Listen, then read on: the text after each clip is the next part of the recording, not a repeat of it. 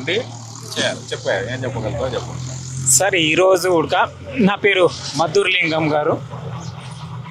ప్రభుత్వాలు ఏదైతే ఉచిత పథకాలతోని కొంచెం ప్రజల్ని మొద్దువారి చేస్తుంది సార్. ప్రజలకు కావాల్సింది ఏంటి అంటే ఉచితమైనటువంటి ఒక విద్య వైద్యం ఉంటే ఆ కుటుంబం ఆర్థికంగా ఎదగగలుగుతుంది సార్. నాకే 2 ఆడబిడ్డలు సార్.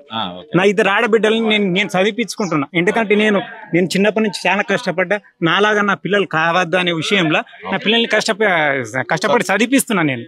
కాబట్టి ఏంటంటే ఇప్పుడు ప్రైవేట్ కార్పొరేట్ కాలేజీలల్లో ఫీజులు కట్టలేక ఎంతో మంది ఇబ్బందుల పాలవుతున్నటువంటి పరిస్థితులు.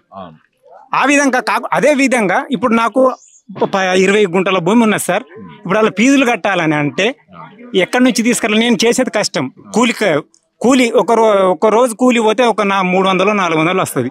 అలాంటిది ఆ కూలీ డబ్బులను పోగు చేయాలంటే ఎన్ని రోజులు పోగు చేస్తే వేలైతే సార్. ఇప్పుడు కార్పొరేట్ కాలేజీలలో ఒక్కొక్క సీటు కావాలంటే లక్షల ఫీజు ఉన్నది. ఆ ఫీజు నేను కట్టలేను కదా సార్. ఒకవేళ ఆ విధంగా అట్లా కూడా నష్టపోతున్నాం సార్. ఇంకా ఒక రోగం వస్తుంది. రోగం వచ్చినప్పుడు కార్పొరేట్ హాస్పిటల్కి వెళ్తున్నాం. ఆ హాస్పిటల్కి పోతే అక్కడ లక్షల ఫీజు అవుతుంది. లక్షల ఫీజు అయినప్పుడు ఏమవుతుందంటే ఈ ఉన్న 4 గుంటల భూమి అమ్ముకొని కూడా మన పానం పోయినా ఎందుకు ఉన్న భూమి ఎందుకని చెప్పి ఉన్న భూమిని అమ్ముకొని ఆ ఫీజు డాక్టర్లకు హాస్పిటల్లో అమౌంట్ కడుతున్నాం. ఆ విధంగా కూడా నష్టపోతున్నాం సార్. కాబట్టి మనం ఆలోచన చేసేది ఏంటంటే ప్రభుత్వాలు ఇచ్చే ఉచిత పథకాలకు అలవాటు పడకుండా మనకు కావాల్సింది ఒకటే 2 సార్. ఫ్రీ వైద్యం, ఫ్రీ ఎడ్యుకేషన్. ఈ 2 ఉంటే ఏ ఉచిత పథకాలు రైతు బంధు, రైతు భరోసా, రైతు బీమా ఇవి ఏవి కూడా అవసరం లేదు సార్. ఈ 2 ఉంటే చాలు సార్. ఆ కుటుంబము, ఆ ఊరు, ఆ దేశము అన్ని బాగుపడతాయి. ఇవి 2 సార్ ముఖ్యం. ఇది బాగా చెప్పినారు మీరు. ఇప్పుడు చెప్పిన దానిలో రైతు నిజంగా బాగుపడాలి అనుకుంటే విద్య, వైద్యం ఈ 2 ఉంటే ఫ్రీగా ఇచ్చి మీరు ఏమి ఇస్తారా ఇయ్యరా తర్వాత విషయం గవర్నమెంట్ అంతే.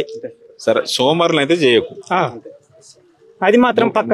ఏమి ఇచ్చినా ఇయ్యపోయినా పర్లేదు కానీ ఇప్పుడు ఏమైతే సోమరులను తయారు చేయొద్దు. ఇప్పుడు నేను చూస్తున్నా ఈ మధ్యకాలంలో కొన్ని విలేజ్లు తిరిగినా, కొన్ని గ్రామాలు తిరిగితే 15-16 ఏళ్ళు ఉంటాడు పిల్లగాడు, వాడు బీరు కావాలంటాడు. తర్వాత వానికి బైక్ కావాలి. దీని నుంచి గాడి పోరా అంటే బైక్ కావాలి.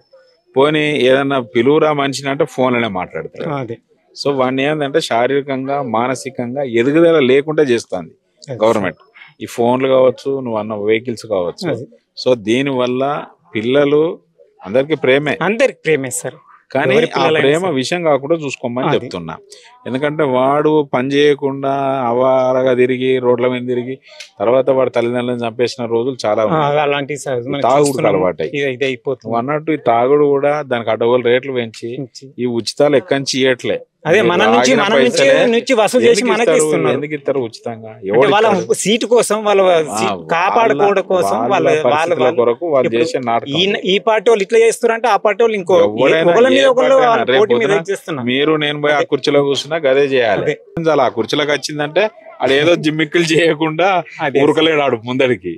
సో ఇట్లాంటి పరిస్థితులల్లో మీరు వీళ్ళు చెప్పినట్టు ఉచితాలు అనేది వదిలేసి రైతుకు కావాల్సినటువంటి విద్య కానీ లేకపోతే వైద్యం కానీ అందుబాటులోకి తెచ్చి వాళ్ళ ఒక జీవనాన్ని మార్పు చేయించి వాళ్ళ ఒక ఆర్థిక స్తోమతను పెంచిన వాళ్ళు అవుతారు.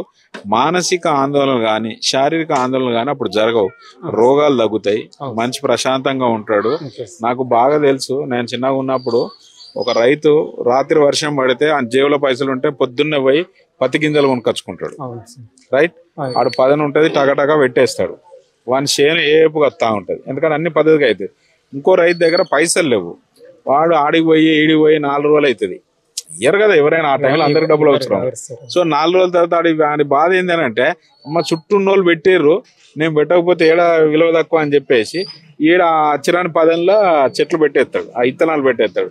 అది కొన్ని పోగుంటలు పోతాయి, కొన్ని పెరుగుతాయి, కొన్ని పెరిగాయి. ఇక రైతు వెనకకే, ఇక జీవితం వెనకకే అంతే కదా. ఇక ముందడికి రాడిగా. ఇక దాని కొరకు అన్ని కష్టాలు పడుతూ ఉంటాడు. ఈలోపు ఆర్థిక పరిస్థితి అంతంత మాత్రమే ఉంది కదా. ఈలోపు పిల్లల చదువు, పిల్లల ఆరోగ్యం ఇవన్నీ వచ్చి మీద పడ్డాక అయితే చెట్టు కూరేసుకోవాలి, లేకపోతే అమ్మాలి ఇక. అలాంటి పరిస్థితి. ఇప్పుడు నేను ఒక హైదరాబాద్ ఒక విషయం చెప్తా. ఔటర్ రింగ్ రోడ్ పంటి కొన్ని ఊర్లు వచ్చినాయి చెప్పా. ఆ ఊర్లో వ్యవసాయం చేసుకుంటాడు ఆ ల్యాండ్లు అమ్మి ఆ ల్యాండ్ లో ఇప్పుడు వాచ్మెన్ కూలీ పని చేసి వాచ్మెన్ గా వాచ్మెన్ గా కూలీగా. ఎందుకంటే ఎప్పుడైనా గుర్తుపెట్టుకోండి పెద్ద మీకు చెప్పేది, డబ్బులు మన చేతకత్తా ఆవిరైతాయి. సార్ వాస్తవం అది. డబ్బులను ఎవ్వడు కాపాడలేడు, ఆపలేడు. కాబట్టి భూమి అమ్మడానికి గాని భూమిని అమ్ముకొని పోయి ఏదో చేద్దాం అనుకుంటే మాత్రం ఆఖరికి వాచ్మెన్లే అవుతారు. భూములు అమ్ముకుంటే మాత్రం మీరు వాచ్మెన్లే, రైతులు కారు. ఆ వాచ్మెన్ కూడా పర్ఫెక్ట్ గా చేయలేరు. ఆడ ఉన్న ఆర్థిక ఇబ్బందులు మళ్ళా మొదలైతే మనిషి మాయం కావాలి, లేకపోతే అప్పులు చేసి పారిపోవాలి. అంతే. ఇక ఏం చేస్తావు? ఇక మానసిక ఆందోళన ఇబ్బంది అవుతుంది కదా. రేపు పొద్దున పండుగకు ఊరు రావాలని అనిపిస్తుంది అందరికి. ఎట్లా వస్తాడు? ఏ మోకం పెట్టుకొని వస్తాడు? సో ఇప్పుడు మీరు అన్నదానిలే క్లియర్. సోమరులను చెయ్యకుండా నువ్వు అన్నట్టు ఏదో వాళ్ళు ఇచ్చేది ఇయ్యమనండి, కానీ అది పద్ధతిగా లిమిట్ గా ఇచ్చేసి దీనికి పెంచమనండి. విద్య ఫ్రీగా ఇచ్చేసి వైద్యాన్ని ఫ్రీగా ఇచ్చి వాళ్ళకి కావాల్సిన సవలతులు ఏర్పాటు చేసి నువ్వేమన్నా చెయ్యి. ఓకే, థ్యాంక్ యూ అండి. Thank you. నమస్తే. Thank you.